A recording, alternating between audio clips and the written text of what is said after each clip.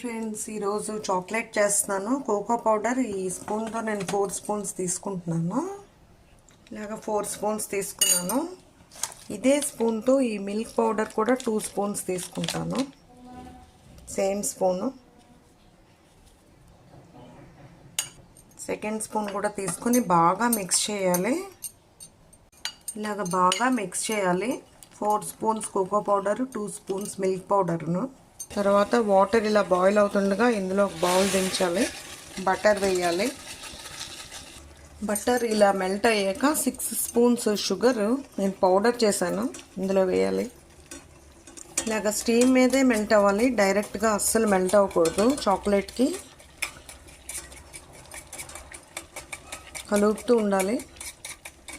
బాగా sugar melt అయ్యాక అప్పుడు ఈ కోకో పౌడర్ వేస్తాము. అప్పుడు దాకా వేయము. షుగర్ బాగా మెల్ట్ అయిపోవాలి. ఇప్పుడు కోకో పౌడర్ వేస్తాము. కలుపుతూ ఉంటాము. ఇలా ఈ కన్సిస్టెన్సీ వచ్చేసే వరకు కలుపుతూ ఉండాలి. తర్వాత ఆఫ్ చేసేస్తాము.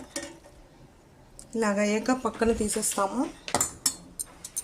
తీసేసి ఈ చాక్లెట్ మౌల్డ్స్ దొరుకుతాయి మీకు ఆన్లైన్లో. ఈ మౌల్డ్స్లో ఇది ఫిలప్ చేయడమే. ఇలాగ మౌల్డ్లో ఫిలప్ చేయాలి. ఇలాగ వచ్చాక ఫ్రీజర్లో ఒక హాఫ్ అన్ అవర్ వదిలేస్తే మీకు షేప్ వచ్చేస్తుంది చాక్లెట్స్.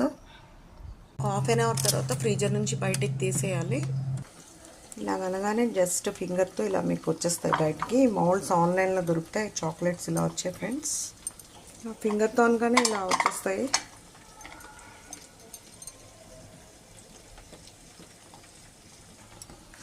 ఇలా వచ్చే friends homemade chocolates. You also try at your home. Thank you for watching.